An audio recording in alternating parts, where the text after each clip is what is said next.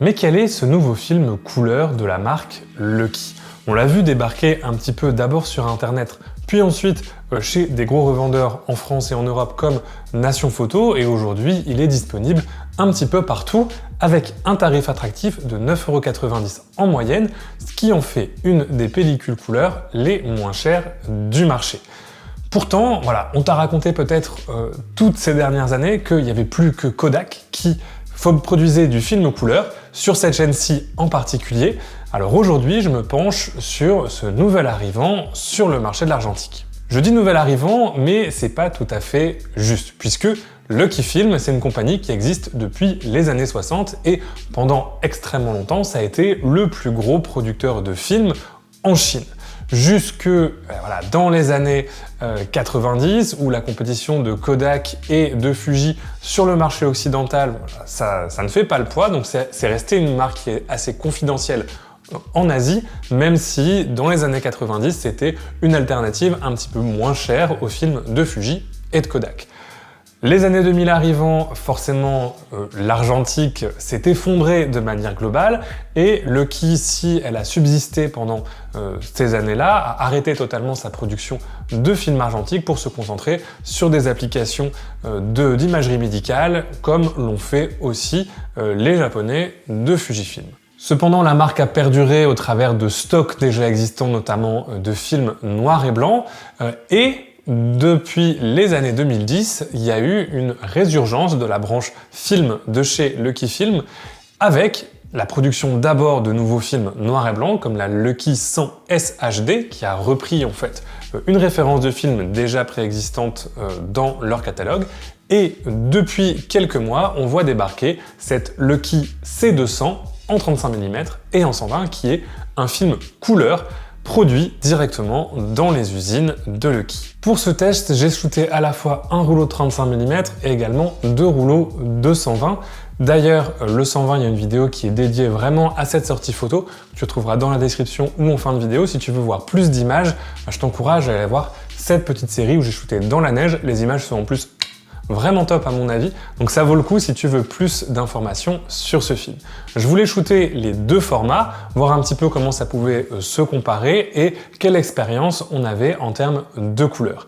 J'ai développé et scanné le film moi-même chez moi, donc tu auras forcément peut-être des résultats un petit peu différents dans les labos selon les scanners et les méthodes de numérisation qui seront utilisées. Et honnêtement, pour un film à moins de 10 €, le résultat est très largement correct. On a vraiment une ambiance un petit peu vintage, des couleurs très classiques, très argentiques finalement, avec ce côté un petit peu rétro, mais on a une très bonne qualité de reproduction de photos. On n'est pas du tout sur une émulsion expérimentale comme ce qui pourrait sortir des usines de chez Herman où ils sont en train de relancer totalement une production de couleurs.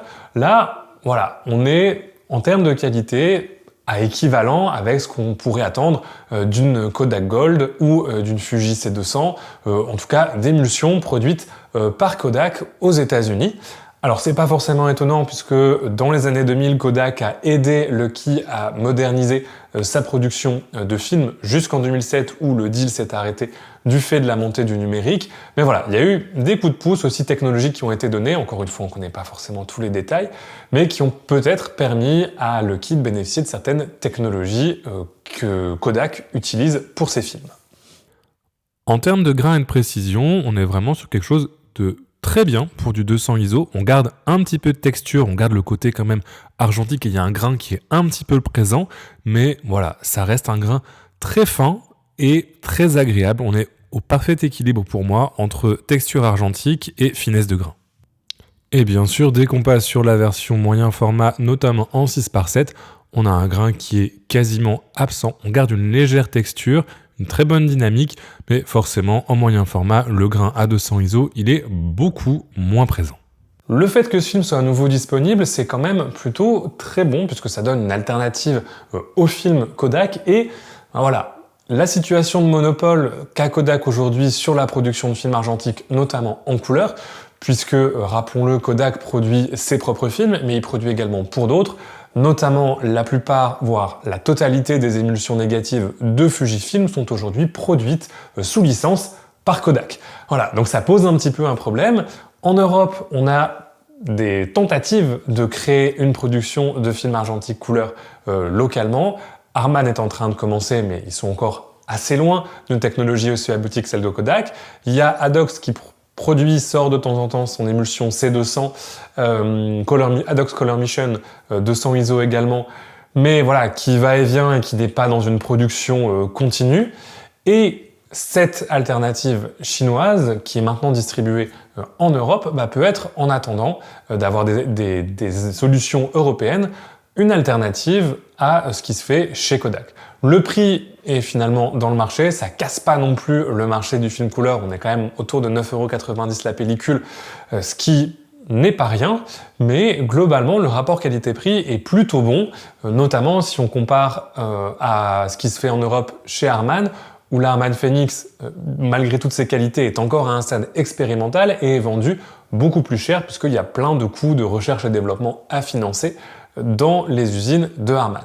De la part de Lucky, on a quand même déjà une émulsion qui est bien établie et des usines qui sont bien établies avec des constructions et du développement qui est en train de se faire de la part de cette compagnie chinoise. Dans tous les cas, de mon côté, c'est un film que j'ai vraiment apprécié, qui est, il n'y a pas de plainte. Alors c'est pas un film qui est exceptionnel et qui va révolutionner le monde de l'argentique, que ce soit par ses qualités esthétiques comme sa proposition tarifaire, mais globalement c'est agréable d'avoir un petit peu plus de choix dans les étals et de voir que y a des compagnies qui continuent aujourd'hui d'investir dans le marché de l'argentique. Il y a une dizaine d'années, c'était vraiment pas le cas, et de là de voir que il y a des entreprises très sérieuses qui disent ça vaut le coup, on peut faire de l'argent avec l'argentique et ça vaut le coup d'investir dans ce marché. C'est plutôt très bon signe pour nous les photographes qui voulons continuer d'utiliser ce médium.